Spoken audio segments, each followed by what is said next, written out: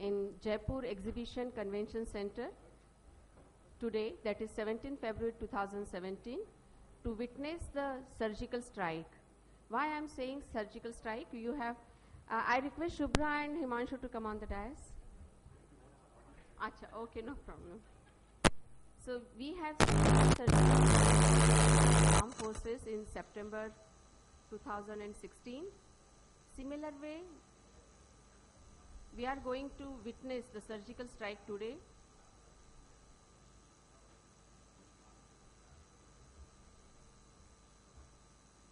We are going to witness the surgical strike today on the ocular surface. So please be ready to take off for this surgical strike on the instruction course of obstinate ocular surface. And we are going to see the rejuvenating approach by the surgical strike. So this was, we all know that the delayed complications of the ocular surface pathologies can be sight-threatening, and recreating ocular surface and restoring vision is always challenging, and they require extensive and sometimes multiple surgeries to achieve the goal. So this course is going to explain step-by-step surgical management of such complicated cases, and how to achieve the targeted goal will be the aim plus in this course. As we have seen in the surgical strike, they were targeted goal. They kept the targeted goal to achieve the success. Same thing will be done in this course. So that in surgical strike also there was combined effort by all the armed forces, and here also we are going to do our combined effort, and we have given responsibilities of different area to different persons. For margin to margin keratinization, Dr. Kuresh Maskati has given responsibility. Opening and reforming the block cornices, Shubhra Goyal is going to talk about it. Resurfacing bumps, dips, males, holes with amniotic membrane, I am going to cover. Regenerating the cells in the limbal stem cell loss, Dr. Himanshu Matalia is going to talk.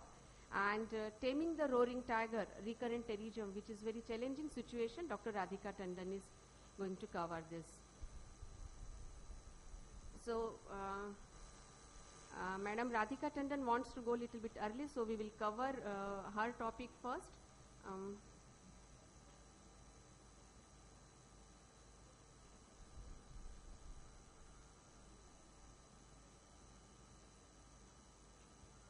So we routinely in our practice we see different types of pterygium, some primary of different grades or recurrent pterygium, and it is very difficult to, many times we have to face the recurrences, and sometimes it is very challenging to achieve near no recurrence goal, and cosmetically also cosmetic results also. So for this, the responsibility is given to the British experienced person, and who is none other than the Dr. Radhika Tandon, who has done her fellowship from Moorfield Eye Hospital, London, and she is at present professor at RP Center and in charge of cornea, eye banking, refractive and cataract surgery, and she believes in pursuit of excellence to reach the pinnacle of success. And I 100% confident that she will give us small tips how to conquer this recurrence, and when recurrence is there, how to manage such cases. Dr. Radhika Tandon.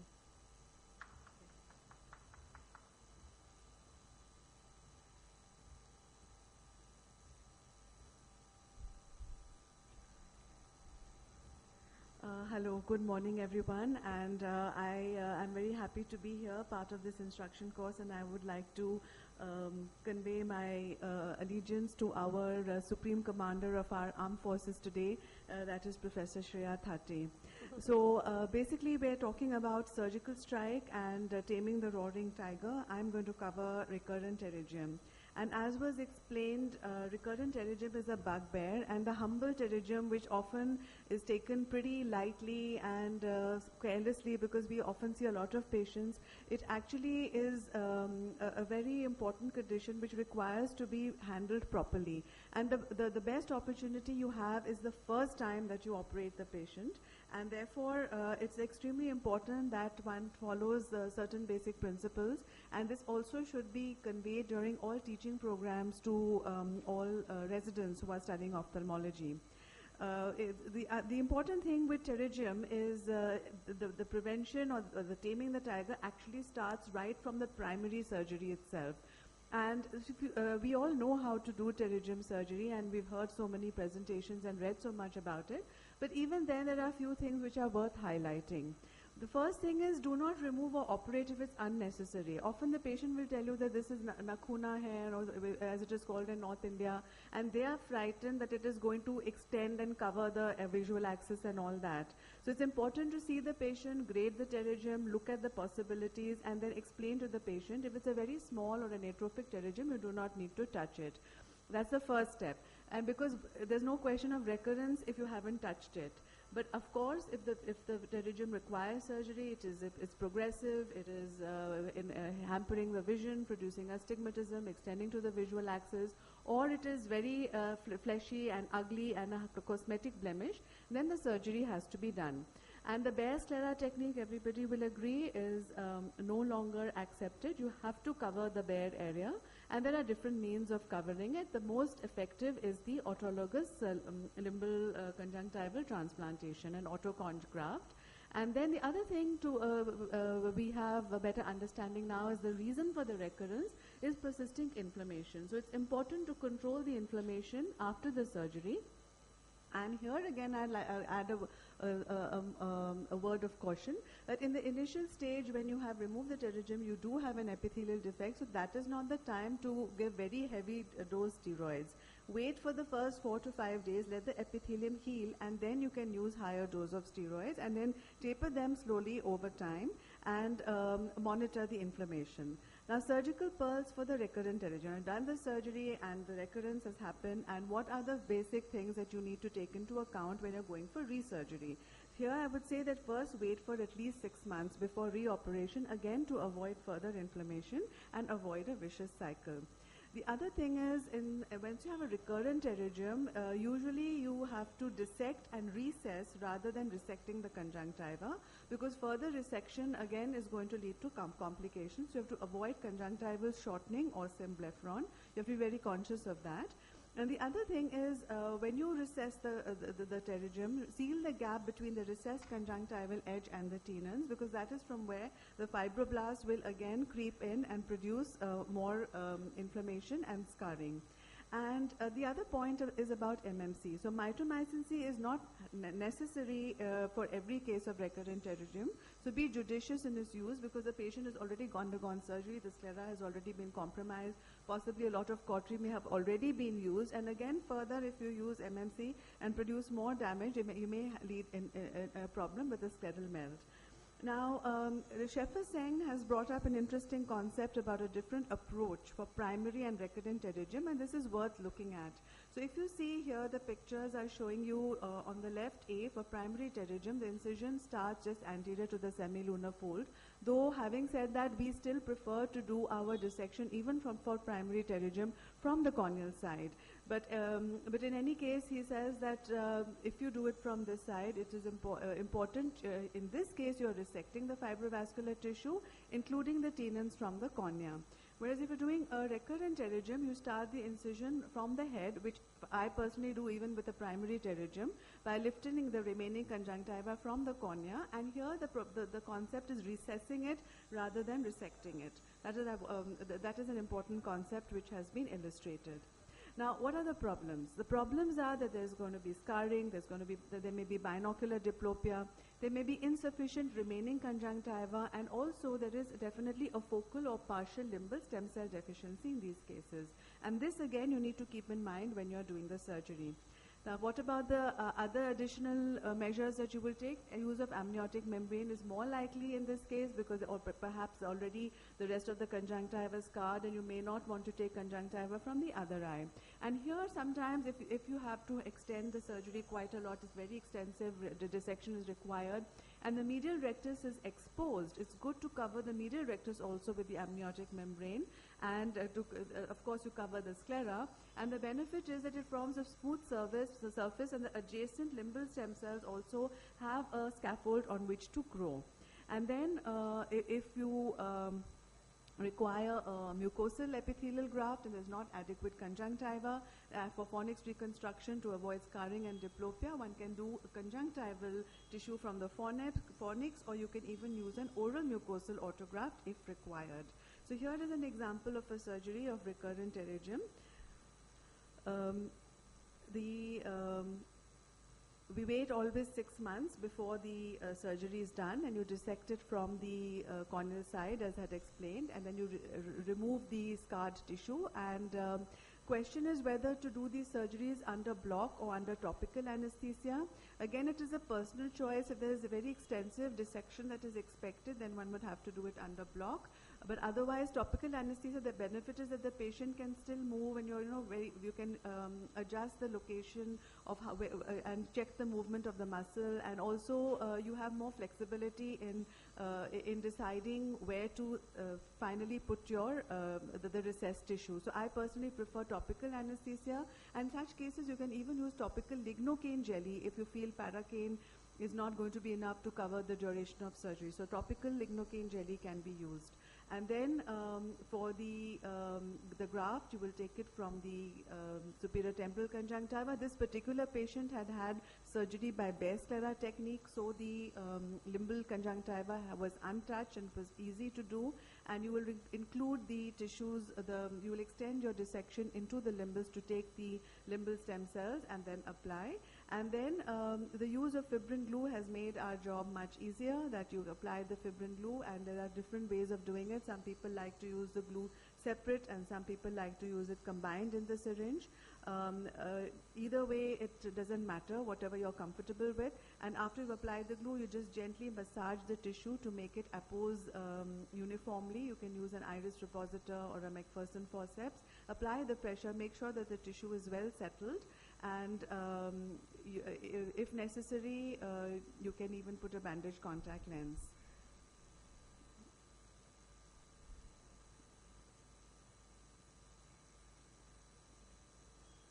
Now, what to do if you do not have enough tissue? So you can also harvest the conjunctiva from the fornix, and here a small piece of tissue is being taken because the intention was to expand it ex vivo.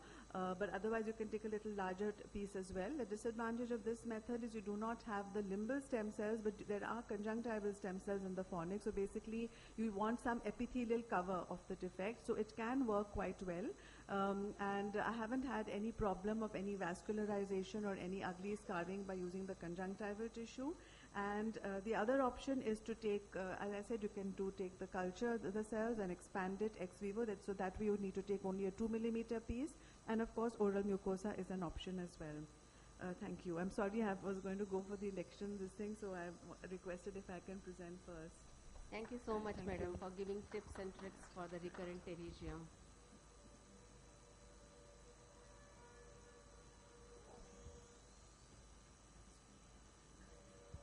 So next challenge is how to manage the margin to margin keratinization. What you see in this picture, there is complete ocular surface is keratinized, and even for the examination you need to forceful opening, and lid margin is totally keratinized. So how to get rid of this keratinization of the lid margin and how to restore vision is keratinized ocular surface.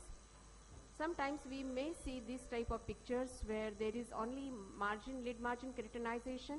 Can we prevent these eyes turning into this form? And can we give some vision to these patients, those who have... Your pictures are not coming over. Oh. Madam के slide चलो.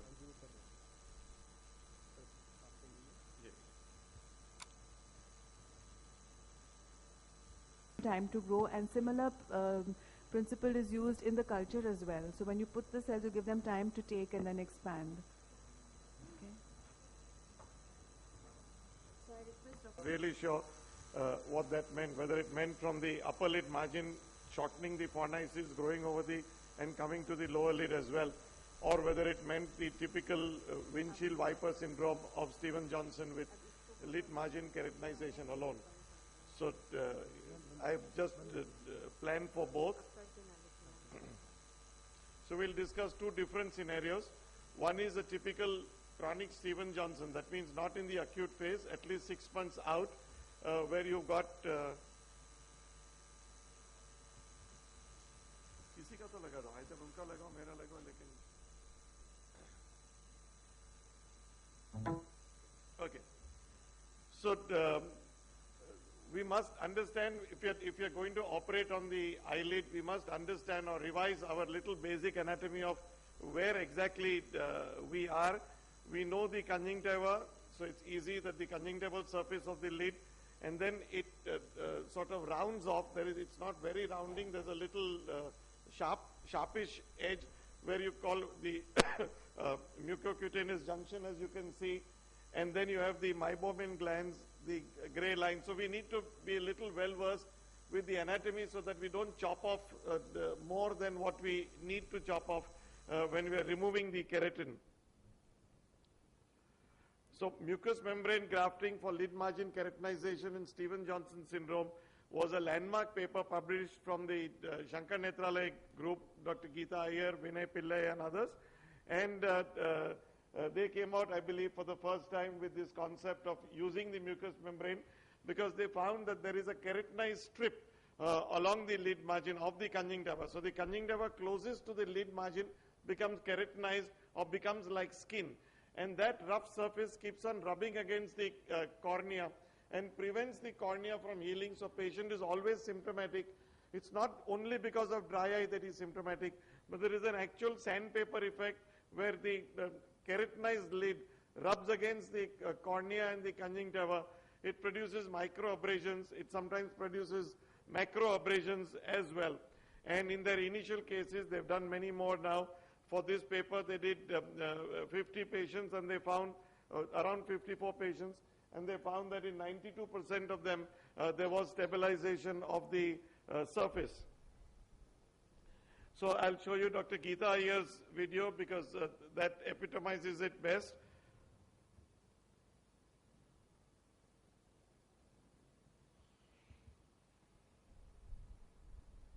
Can we have the video playing?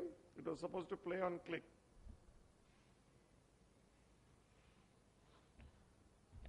So this is just a 1-minute video. You can see the keratinized edge very clearly there, white, and then you can see the keratinized edge. We are not sacrificing eyelashes here. You take the mucosa from the lower lip, the easiest place to harness. It can be a little thickish. You can clean it out later on your fingers or on a wooden block, as I prefer to do.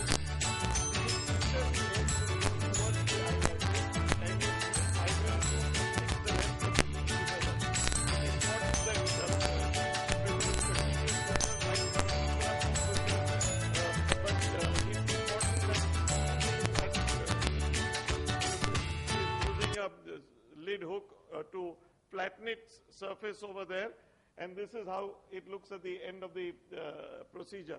It thins out. It thins out further inside the eye after initial thickening because of ooze. It thins out very well. You can put a conformer in the eye. You can do both the eyelids, upper and lower, at the same time. It's not a very difficult procedure to master. Just a few points I want to tell you about mucous membrane grafting. Take a larger graft than required and trim it outside once you've taken it out. You can't take a small graft and stretch it. You can do all the 4 lids in the same sitting if required. I prefer general anesthesia for this purpose.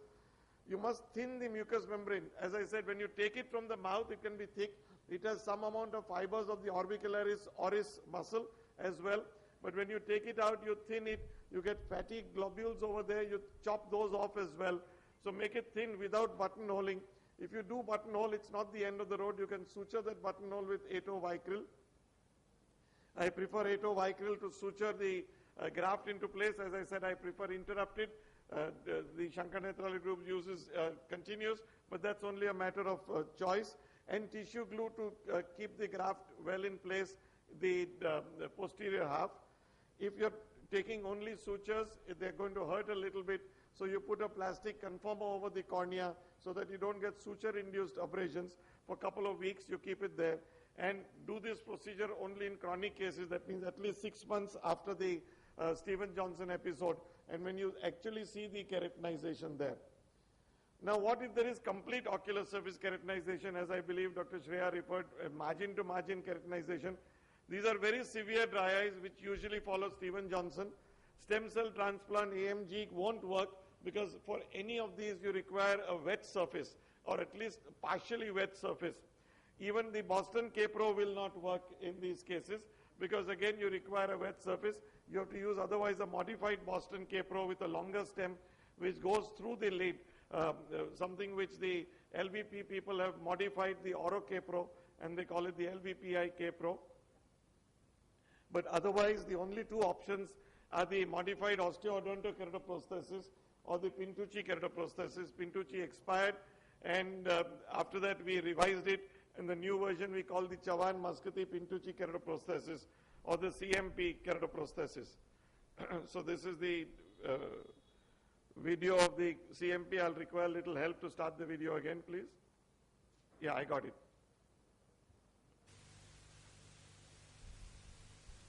Yeah, so the lower lip is held in a clamp. It's something like the conjunctival in the first stage, clamp a for general Calazion, only anesthesia much larger. with nasal And intubation I is use this even preferred. for my mucous membrane grafting since I have the clamp. A free buccal mucosal graft is dissected, bearing in mind that once removed from the mouth, the mucosa shortens by 1/3 in diameter. The buccal mucosa must also cover positive defects in the palpebral and Here we don't bulbar thin it as much as we conjunctiva. do for the lid margin itself. We keep it a little thicker. Excessive This submucosal bleeding fat can be is stopped by dissected using away with hydrogen fine peroxide scissors. soaked sponges. You squeeze When it there exposed and the eye, release 2 of lid nascent traction oxygen sutures seals this up. are This is applied. done in patients like this with margin to margin keratinization. If An necessary, ankyloblepharon palpebral patient and where everything is conjunctival all stuck plastic procedures must be performed. and the cornea is absolutely opaque. So first you need The to open conjunctiva and find and the the tenor's cornea, capsule discover are the cornea. recessed to the It's a rectus eureka muscles. moment when you find the cornea. An You excessive take a suture in the inflammatory center of tissue the is cornea with a removed. tenor nylon The corneal just to epithelium identify the is cornea in the completely second stage removed. because this is done in 2 stages. So you locate it, deepen the fornices. It's useful. Now you can put a speculum in. You find all the 4 The oral recti muscles. mucosa It's is important to applied on the locate them cornea, because whose blood vessels go epithelium along the is recti. removed and Remember sutured this with mucous dexon membrane to the graft that we are putting, conjunctiva and to the this sclera. is a free graft and it needs to vascularize quickly, otherwise it's going to get absorbed or cast off. So you suture it, taking sutures to the along the recti as well, so that you know blood vessels from the The oral recti will mucosa be thrown suture there is and completed. vascularize it quickly. All blood and then clots suture it into are the carefully fornices. removed. So in the first stage, when the Antibiotic patient, ointment could is see applied PL, and at the lids end of the first closed. stage, he will still see only The PL. dressing So this and the protective plastic graft is shield sutured into are applied. place with 7-0 or 6-0 polyglactin or vicryl sutures. Then the CMP keratoprosthesis is taken out from its sterile ETO packing. It's nothing except a PMMA cylinder with a medu vada around it of Dacron mesh, which is 0.6 millimeters. It was 0.6. The new one To is colonize 0.5. the KP, simply a because I 50 can't millimeter find incision 0.6 of the available skin in the country. is made So in the we've got inferior Dacron 0.5. So you open the skin and the orbitopalpebral orbicularis circus. and you put this The orbicular PMMA muscle cylinder with fibers the medu are vada around spread it of cloth. apart It's a cloth in the material like saris, orbitopalpebral septum, smaller than a and the sari. KP is introduced upside down You push with it the under optical the cylinder orbicularis, vertical suture in the it in 2 pocket. layers, the orbicularis and then the skin. So with whatever suture material you want. At the end of the first The stage, second again, stage patient is doesn't see performed after anything. 2 You wait months. at least 2 months for the Eye second stage. hypotony You can feel is the bump obtained under and the lower general lid, anesthesia is where induced. where it's projecting. The colonized You take it KP out is now. removed Now the from the Dacron lower mesh is lid. colonized with blood vessels and fibrous tissue. You can easily take it off, clean it outside, remove all the excess tissue, especially over the PMMA cylinder. Now the KP is ready to Cleaned be up thing with the Dacron mesh now auto-transplanted considerably in the thickened eye. and open the eye.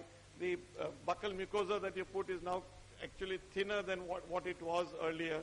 You reflect it like Traction you are reflecting sutures a are lens inserted under only the less rectus elegantly. muscles. You can do a In dry eyes, doxoraphy in if you order to like, protect the oral mucosa, Before KP implantation in the eye, the length of the palpable fissure is reduced with a Blaskowitz lateral and the Strife nasal tesarophy, leaving a central aperture for the optical cylinder. The cornea is partly exposed, dissecting the oral mucous graft from the temporal superior sector of the center. The cornea is staphylomatous, so it's difficult. You go gradually, once you reflect it down, hinging it on one side, whichever side you like. Then I make a 4 millimeter trephine with a thin biopsy trephine, using the Tenno nylon in the cornea which I put there as a mark to see what the central area is. Partial thickness radial incisions are made in the 2, 6, and 10 o'clock meridians. The central and the radial incisions are completed. Iris is drawn to the 6 o'clock direction and excipated with lateral movements, followed by cryo-extraction of the lens. You can use any strong forceps, cut it in bits and remove it. When you do this, you pull on ciliary body, cause a little cyclodialysis cleft. Therefore, the incidence of glaucoma is less. This is intracapsular cataract extraction.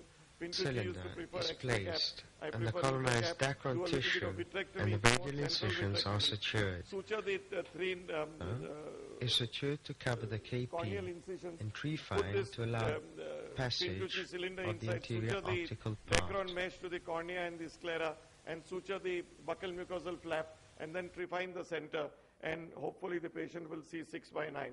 So indications are bilaterally blind patients with at least accurate perception of light they should have. B-scan should be done showing attached retina, no deep cupping, and should not be pre-thicical. Tear secretion is not mandatory. Contraindication is patients who are unable to follow up because we lose them if the mucosa melts. Lots of complications can occur. If patient is unable to understand the importance of follow-ups, we don't do it. And of course, since I'm in private practice, the last one becomes critical. Thank you so much for your attention. Thank you so much, sir. Shift to this.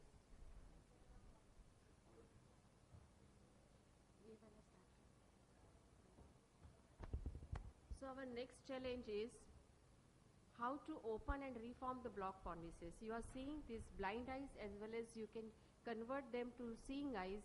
They have blocked cornices or shallow cornices. So we need some tips to reform these cornices to get some aesthetic corrections in these cases. And for this we require an aesthetic healer, and I think there is no better person than Shubhra Goyal, who is an aesthetic healer, to tell us about the opening and reforming the block cornices. She is fellow of Shankar Netralaya, who is expert in the plastic and reconstructive and aesthetic procedures, and she is trained in cosmetic facial surgery from the University of Wisconsin, and at present she is consultant oculoplasty and facial aesthetics and Apollo Health City, Hyderabad, and her mantra is to look good and feel good. I call Dr. Shubhra Goyal for the next presentation. Thank you, Dr. Shreya. I find it a little awkward to stand here amongst the ocular surface specialists and talking about aesthetics, but nevertheless, I think aesthetics is part of every part of the tissue, whether it being, the fornix, the lids, or the face in toto. Thank you so much for having me here. It's my pleasure and honor amongst all the dignitaries out here. So I'm just going to take a very short time of yours, and it's going to be a very, very simple, basic talk of mine, where when I was given this talk of opening and deepening of fornix, it's more than just a blocked fornix. I think we are talking about fornix in general. So if you look at a fornix, it is just like a hammock sitting out there which is supporting the lid structures. It is a vault which not only gives the shape and contour to your eyelid and the socket, but also the support. Anything which goes wrong with the fornix could be either in the anterior lamella or the posterior lamella, which is supporting it like a sandwich technique. Now when I talk about fornix, it is to do with something which is disturbing the ocular surface, disturbing the lid margins, and disturbing the anterior lamella. So just have a look at these cases where you can have such scenarios where there is a very mild shallowing of fornix, or we can say the cicatrization which happens because of the ocular surface changes. There could be cicatricial entropion or ectropions because of varied reasons which we are aware of. We have heard beautiful talks on keratinizations of the margin and the surface in toto, and I'm not going to go into detail of that. It could be a focal adhesion, or it could be a generalized adhesion which absolutely loss of the whole fornix, or sometimes severe cases like this which present to us, which has a both ocular surface disorder and the lid abnormalities happening, and obviously sockets which are micro-ophthalmic or anophthalmic because of the cyst or the congenital and acquired causes. So when we work for fornices, it's a good idea to work with an ocular surface team and oculoplasty together, because the whole socket, the lids and the surface can be taken into consideration as a unit. And obviously we have severe cases like this as well. So when we are planning for any kind of reconstruction or opening of the fornix per se, we have to look at the volume or the contents of the whole socket, because unless you have the volume, it's like a deflated balloon which is not going to support your fornix or the lid. So you need to have the volume into your socket. You need to work on your framework, which is a bony framework. If you have patient who does not have any bone formation, such as in cases of severe malar hypoplasia or patients who have had certain kind of fractures or so on, we need to look at the framework, and obviously adnexa goes without saying. So let's start from a very, very mild case to a severe case of a fornix abnormality. So if you have a simple shelving of a fornix, what we call, where there is a mild ectropion, there is a very, very mild shelving, which can happen in cases of either the surface abnormality or a patient who has had an anophthalmic socket and the lid does not support itself, a simple fornix forming suture comes very handy. It's a very, very simple technique. It's a bedside technique where we anchor the whole of fornix to the inferior orbital periosteum, and we take the non-absorbable stitches over the bolts. Now, a word of caution here is that I've seen a lot of people anchoring the sutures very, very tightly, and what it does is it causes the necrosis of the periosteum, and that's where the abscess or even osteomyelitis we have seen with these cases. So we have gotten away from the silicone bowls being used, and we are using the bactigras or the mesh, which you can just kind of put it in paraffin solution and put it. So that kind of supports it, and it has to be lightened, because the fornix formation is not about tightening the suture. It is all about the depth where you're going. It has to go from the deep depth of the fornix into the periosteum. Now, if you have a case like this, where the patient, actually this is the case of sclerosing pseudotumor of the orbit, but I've just put it here to show you that these are the cases which can present to us, where the patient has a pseudoproptosis, patient has complete keratinization, there is blocked fornices as well. Here, if you see, there is two issues. We have to take care of the ocular surface, and we have to reform the fornices. So this patient is ideal for both the anterior lamellar reconstruction and the posterior lamellar reconstruction. Anterior lamellae is obviously your skin graft, and posterior lamellae, as Dr. Muscati was mentioning about, and he has shown a beautiful video of mucous membrane graft, how it needs to be harvested. Of late, we have also started doing, because if you look at the lid, it is not a lid hanging alone, especially the lower lid. It is a unit with your cheek. So we have started doing the cheek lift along, which is we call the suborbicularis oculi lift, which supports your lower eyelid and puts us in position. Otherwise, the negative corneal vector works, and then the lid droops down on its own. Hard palate or mucous membrane graft is a topic of debate. Which one should be used as the spacer graft for the posterior lamellae? I personally prefer mucous membrane, because over a period of time we have seen that hard palates do get hardened and granular, unless you are lucky or the patient is lucky.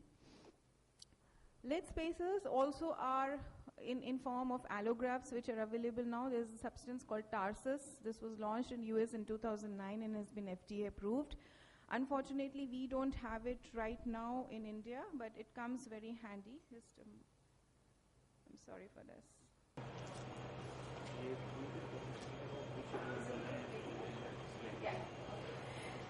So the steps are almost similar to what we do for the hard palate. You go into retractor. You kind of recess the retractors. I don't think it's, you recess the retractors, expose the area where the shortening is there, and then this is the tarsus graft, which we need to reconstitute in a warm water. It is pretty hard, and then we place sutures or interrupted sutures. So this is how it works. Now, the only drawback with tarsus which has been seen in reports which have been published is that, again, it causes kind of shrinkage and bumpy, texture of the posterior lamella. So I guess it is a surgeon's preference what we want to do, but I think in my hands, mucous membrane has worked the best. Now, you can have severe cases like this where there is absolutely no fornix existing. Obviously, visual potential is not existing. So these cases become very challenging because this patient came to me after 4 attempts of mucous membrane graft. So you need to go slow and create confidence in the patient where you do the minimum to give the maximum output. So we just did separation, again a mucous membrane graft, and I did an autologous fat transfer for this patient to help him have some stem cell transfer over there to retain the mucous membrane because he's already undergone so many surgeries, and we put a prosthetic shell out there. Then you have cases, severe cases like this, where obviously, there is no socket, no fornix. So we again open, as Dr. Muscati said, it's like when you see the socket being opened, it's the most pleasurable thing you can see on the OR table. So here we have done the mucous membrane graft again and the fornix forming sutures, and this is how the patient is after the prosthetic shell fitting. Again, a word, when we do the fornix reconstructions or any kind of socket reconstructions, it is important to keep the stretch on by either a conformer or a prosthetic shell, because if you don't do that, they again stuck onto each other, and then all the work where you do is gone.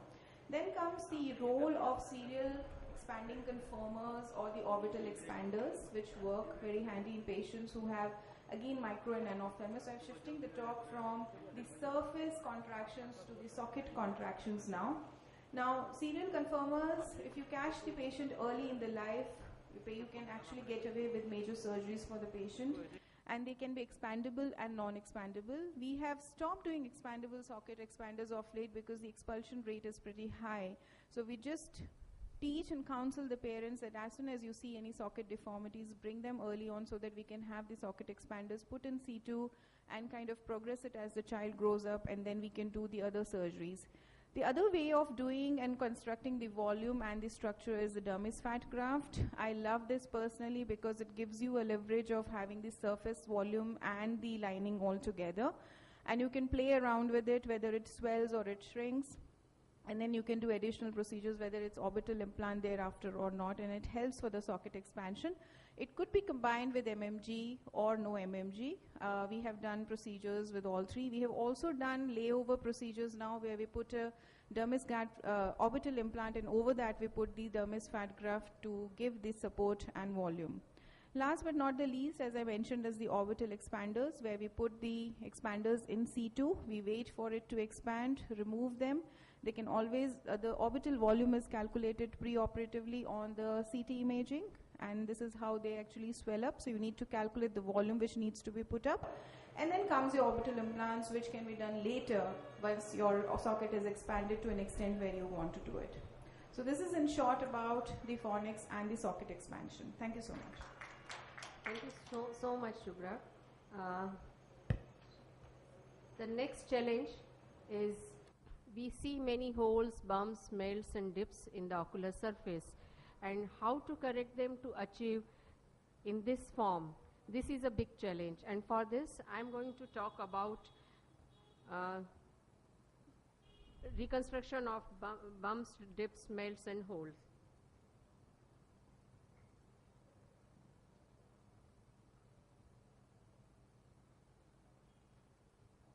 So resurfacing bumps, dips, melts and holes. You see so many bumps, dips, melts and holes in the ocular surface in various forms, and the etiology is ocular surface disorders of conjunctiva and the cornea. Conjunctival etiology, you see that the pterygium tumors, symblepharon and shallow fornices, they can lead to these pathologies, and corneal etiology including the acute chemical burn, band keratopathy, ulcers, desmetocele, perforation and stem cell loss. These are the causes for the various ocular surface disorders. And why this ocular surface occurs? It is because of some sort of infection, inflammation, scarring, degeneration, stem cell loss, thinning and melt. And solution for this is various types of graft. But these graft, they only deal with one particular problem. Like stem cell graft will deal with the stem cell loss but not for suitable for the corneal ulcer or the perforation. So they are not going to cover up all these factors which are responsible for the ocular surface disorder. So we need a procedure which is simple and which decreases the infection, inflammation, scarring and pain which are responsible for this ocular surface disorder, and in the same way it should facilitate the epithelialization and the stromal healing. What is that procedure? Is it amniotic membrane transplantation?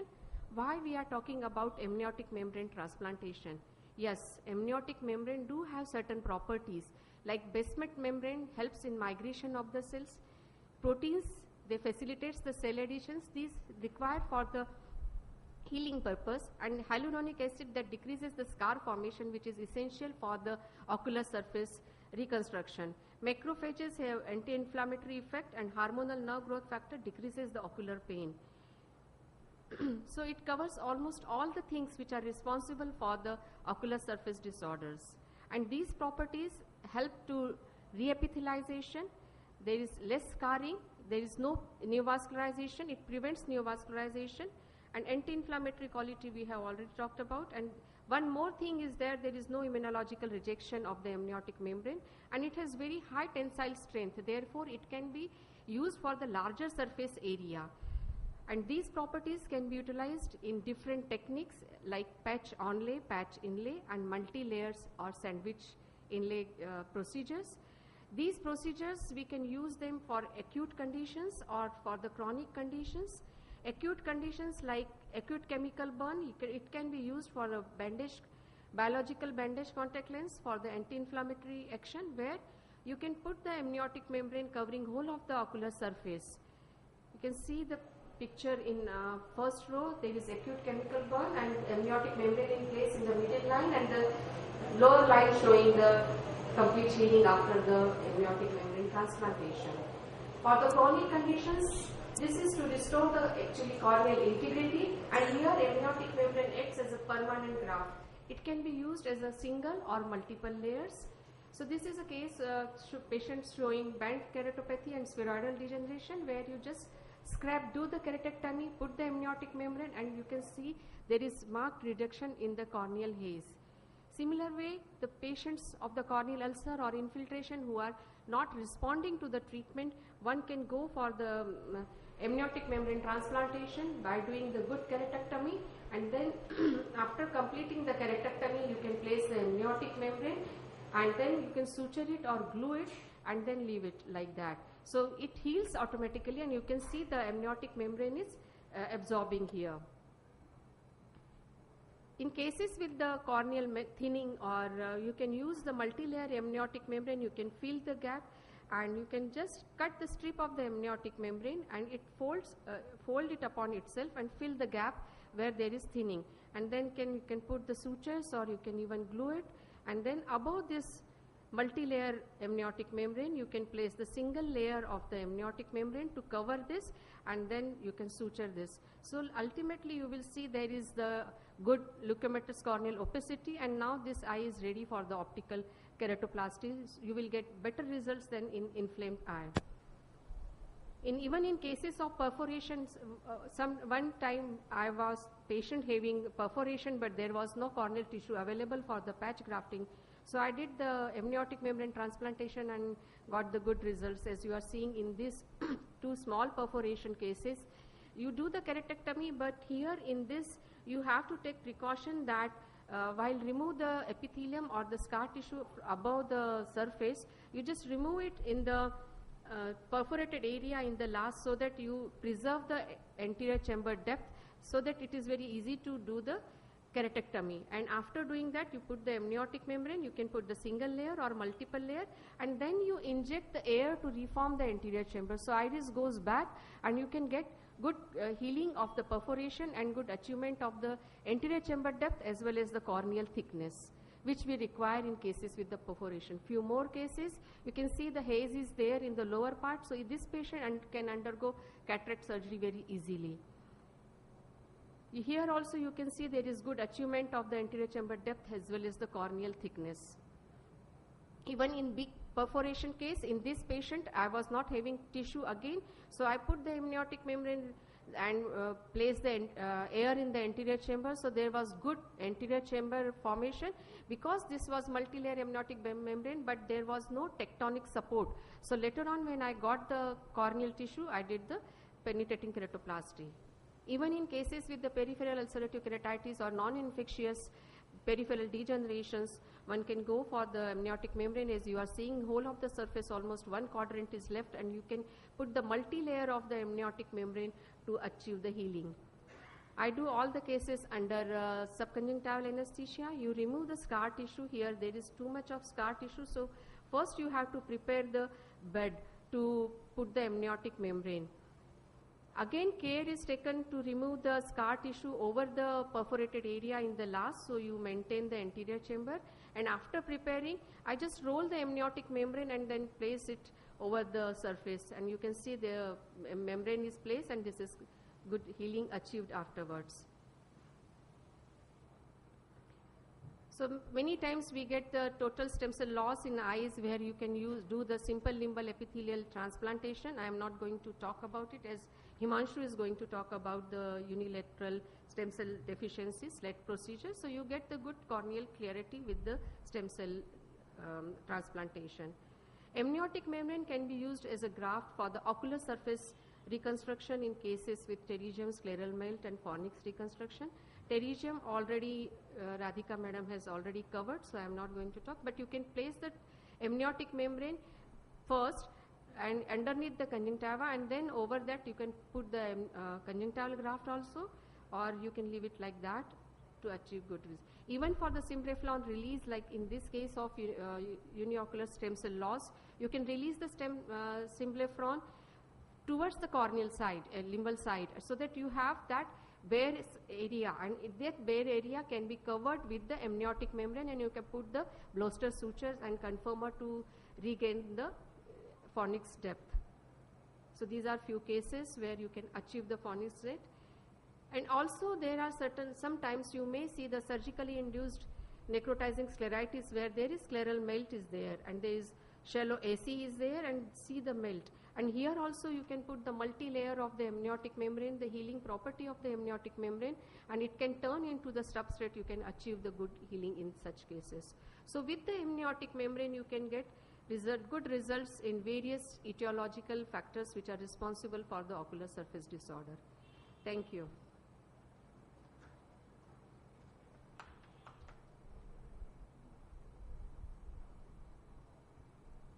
So after this there is next challenge, and this next challenge in the form of limbal stem cell loss. And in this limbal stem cell loss, you require to regain the limbal stem cells to achieve the good corneal transparency and good ocular surface. And for this, we require a real tough tech guy. And I don't find anyone better than Dr. Himanshu Matalia to tackle this problem of limbal stem cell loss. Dr. Himanshu is fellow of L.V. Prasad Eye Institute, where he was involved in reputed limbal stem cell research project. He is ICO fellowship from the Wilmer Eye Institute, USA, and he is expert in limbal stem cell transplant and amniotic membrane transplantation. And presently he is medical superintendent and consultant in cornea at Narayan Netralaya. Dr. Himanshu. Thank you, Dr. Shreya, for that kind introduction. आगे यहाँ पे आ गए.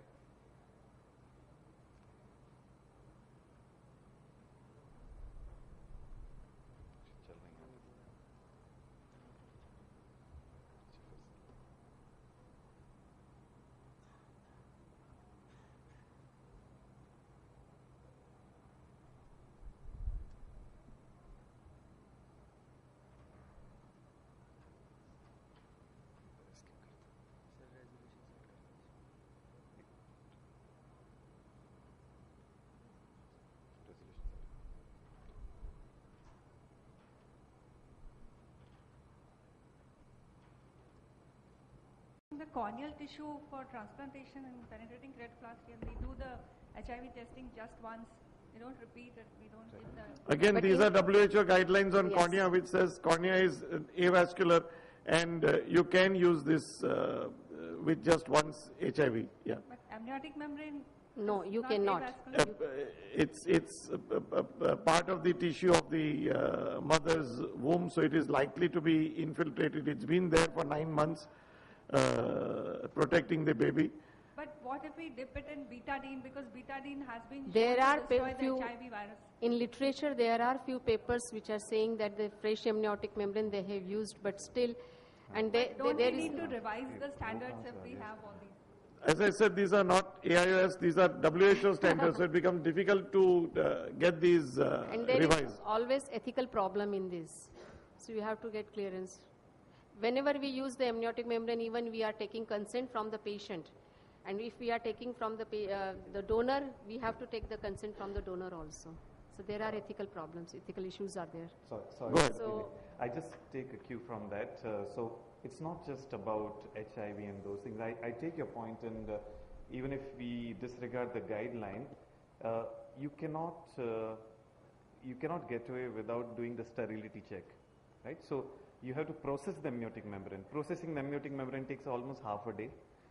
Sterility check requires culture negativity, which you send your media, where you send your membrane, and culture negativity, when it comes in your hand, it's more than a week time in your hand. So it's not feasible to every time try to process membrane for one surgery and do all such kind of thing, and then possibly get a case which is after 1 week. So it's not about fresh and preserved, but it's about process and unprocessed. Unprocessed, absolutely no. Process, yes. But doing that process and sterility check, well, you would have lost time. So it's not very practical that way. Okay. So, sorry for the delay. That computer didn't work there. So my job is to talk about regenerating stem cells. So when we talk about these limbal stem cells, what are we referring to? Well, these are specialized cells. Few of them, they live in the basal epithelium of limbus. They divide and differentiate into distinct corneal epithelial cells. So these are somatic stem cells, and they are dedicated stem cells. They are meant to turn into corneal epithelium only. They normally reside clinically in the area of Palisade-Vaux, which is characterized by this pigmented zone in superior and inferior limbus. There are crypts there, and base of the crypts these cells live. Any injury to this area leads to something called limbal stem cell deficiency. And we know that it's characterized by conjunctivalization, chronic inflammation, recurrent epithelial breakdown, and so forth. It can be either partial or it can be total. It can be unilateral or it can be bilateral. Now the treatment protocol depends upon laterality of the disease. If the disease is unilateral, if it's partial or focal, well, you surely can use amniotic membrane, conjunctival, limbal autograft, and you can be fine. Bilateral disease have less options because you do not have any donor area left. But the best case scenario would be total or partial limbal stem cell deficiency in one eye, where you still have the donor cornea, area left in the other eye. In such kind of cases, earlier again, we saw cadaveric limbal transplants, but they didn't survive very well. We saw live-related keratolimbar allografts, but we know that they do require indefinite immunosuppression, irrespective of HLA matching whatever you do, and it still can have chances of subclinical rejection. There came the new treatment baby, where I was part of development of that, which was cultured limbal epithelial transplant, or CLET. This was a very unique technique, and it was very elite technique, where you required a stem cell laboratory where you take a small limbal biopsy from the donor area or those Palisade-Vaux, very similar to the limbal biopsy which we take for our pterygium, but here without any conjunctiva. We take the small 1 clock cover of limbus from there, send it to the laboratory. We take it in laboratory, mince it into small pieces, and there are different culture techniques here.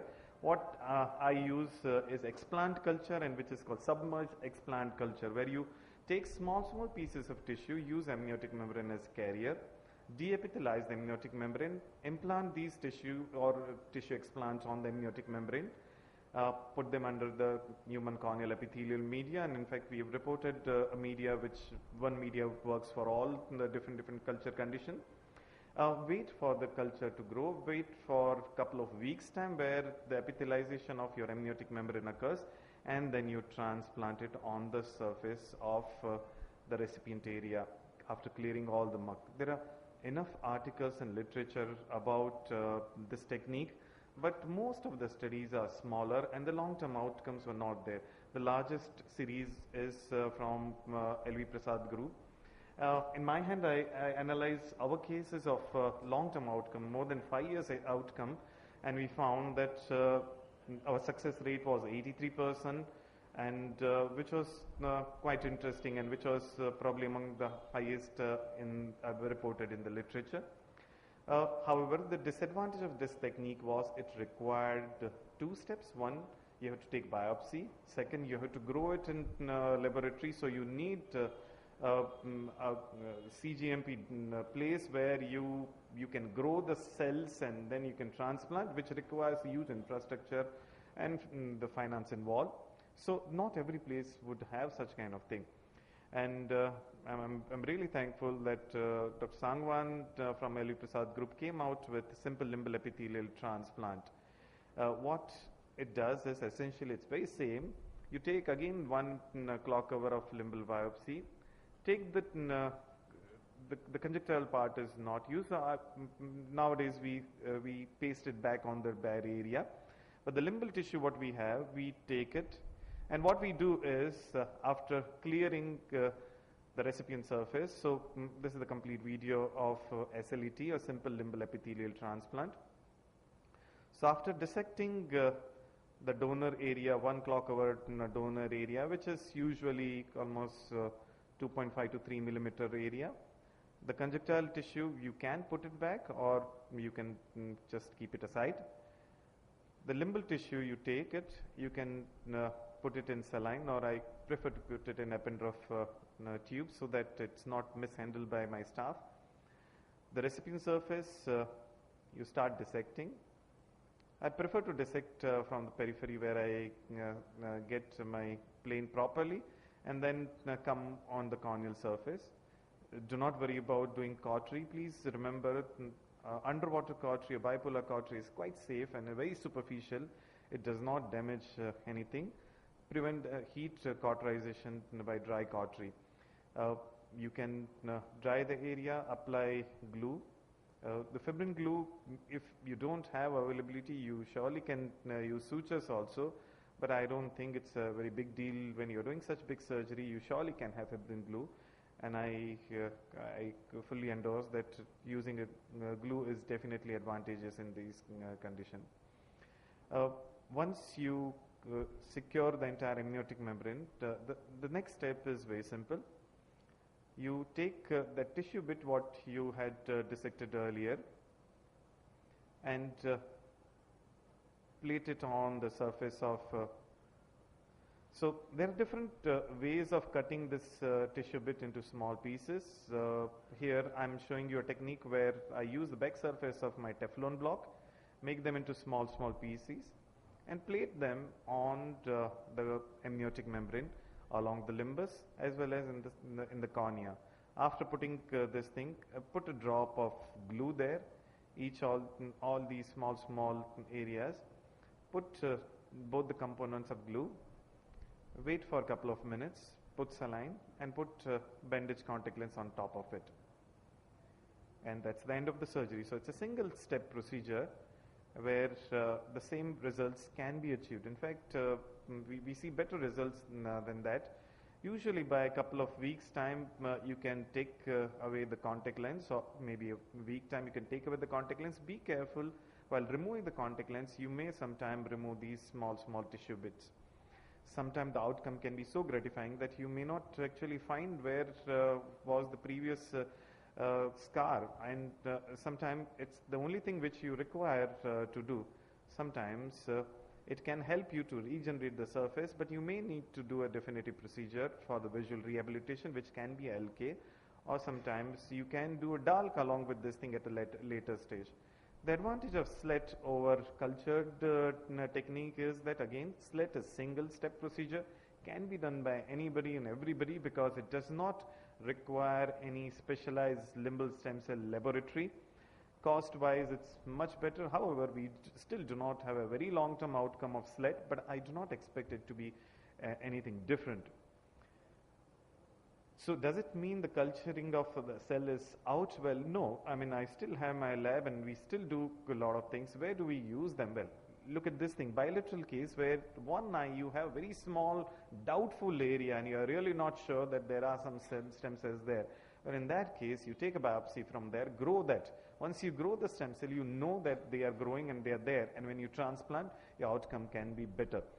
Also, it can be used for multiple studies wherever you are doing multiple studies where you require the ocular surface. And nowadays, studies do not require animal model. And these are the models which you generate for the ocular surface model, where you generate the epithelial sheet layer of corneal epithelium and then test your medicines, test your procedures on that and can have good outcome. In future, again, it's going to be very, very useful as a carrier for the gene therapy, where vector-based gene therapy, which probably next year I'll be talking about that on some of the podium here. Vector-based gene therapy is something where we'll be using these carrier cells, where we'll infect them with some vector and do the gene therapy and finally transplant it on the abnormal eyes. Also, as I was telling you, you can do multiple studies, which does not include just drugs, but you can do study like what we did on cross-linking, that outcome of cross-linking, safety of cross-linking. So to conclude, ocular surface reconstruction requires step-by-step approach. Unilateral cases, the best case scenario would be unilateral cases where simple limbal epithelial transplant or culture limbal epithelial transplant can be used.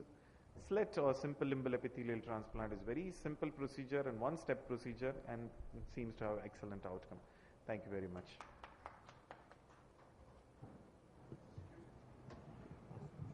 Yeah, please. You are taking these limbal cells from frontal to eye? Can be. If you have available from the same eye, I don't mind taking from the same eye also. Okay. And what's the post-op regime in these cases? So, post-op regime is quite simple. I mean, you need surface steroid, you need antibiotic, you need lubricant, and that's all. For how much time? 1 month? It depends on the ocular surface inflammation. If you see inflammation, you can prolong it. It can be couple of months, it can be 3 months. So it depends on the inflammation. If inflammation is not there, you can stop it much early. These are autologous cells, so they don't require steroid for a long time. It's just to take care of the initial inflammation. And should we place these limbal cells over the amniotic membrane or below the? So that's a very good question. You can put it under the amniotic membrane also, but please remember, for any epithelial cells to grow, you need a conducive undersurface. You need a basement membrane. So if you have a case where you get nice plane and you have nice underlying cornea, if you want to put it there, surely you can put it there. But you have somewhere where you have done dissection where you know that basement membrane is not there, it's better to put an amniotic membrane and let the cells grow on top of it. Amniotic membrane disintegrates or it integrates with the corneal stroma and hence they would grow over it. Also, if you have focal area where you have just put these cells, so rest of the area has epithelium and there you put amniotic membrane on top of it and then put tissue bits on top of it, there are two levels. So one, you have a recipient epithelium there and then you have newly growing epithelium. So there I would rather put under the amniotic membrane. So depends on the scenario, but as general rule I would say on top of amniotic membrane. After how much time you remove these BCL? 1 week to 10 days time. If you keep little longer, that's still fine, but sometimes the cell sheet grows under the BCL surface. It becomes very difficult to remove the BCL, and still most of the time when you remove the BCL, you may take away a few pieces or some of the epithelium, but it still doesn't matter, it still grows up. Thank you. Himanshu, instead of BCL, can you use another layer of amnion? You surely can use another layer of amnion, and which is absolutely wonderful technique, but again it incurs one extra cost and you have to remove this layer later on, because this layer is not going to integrate and it's not going to disintegrate also very fast. So sometimes you surely can do it, and that's called sandwich technique. All guys from Baskin Palmer, they loved it, but now they themselves haven't done it. So you publish it and that's all sometimes. And many times there is question about the how small is should be the lenticle. Yeah, so again, evolved in the wrong direction. I started with the cultured stem cells. So any cell culture, always the cell scientists tell you that tissue has to be minced into small pieces, because tissue, a small tissue bit it's sort of an organ. There are so many things there. There are fibrous tissue, there are epithelial cells, stem cells. So for these stem cells to grow out, you want them to be small, and hence they easily come out. And that was the reason why we used to mince them into very small pieces and then implant on the surface. But unfortunately here what happens in SLET, when you make them into very small pieces, these pieces do not stay there very often. They can float around or something. So I learned my lesson that, well, you don't need to do everything same what you learned previously. Make the pieces a little bit bigger so that they stay there. You can also have orientation of which side. A lot of time people ask which side to be put up. How do we know about that? Very small pieces doesn't matter, but very large piece if you have, there's nothing wrong in identifying which size epithelium and put it on top of it. And that's as simple as that. And another thing is that many times I have observed that the amniotic membrane is absorbed completely. There is clear cornea, but still you have that haze of those lenticles which are put over the surface. Sure. So, so we saw that even in culture technique for years together, you can sometimes have small lenticle which stays there. SLET, if you are keeping bigger lenticle, if they stay there, and if you kept them on the visual access area, it may not be the best case scenario. So we probably would avoid the central visual access area. However, I would still not worry about it too much. If at all I have some haze or something, well, I can go ahead and do PTK also later on, and not a big deal. Or even small haze, my RGP or any other contact lens can take care of this thing. But yes, we would avoid the visual access area for that. Thank you. Any other question from the audience? We still have few minutes. Thank you. Thank you. In that case, we conclude this session, and I thank my co-instructors, Dr. Kuresh Maskati, Himanshu Matalia, and Dr. Shubhra Goel and Dr. Radhika Tandon to making this session interesting. Thank you, everyone. Thank you, Dr. Shreya.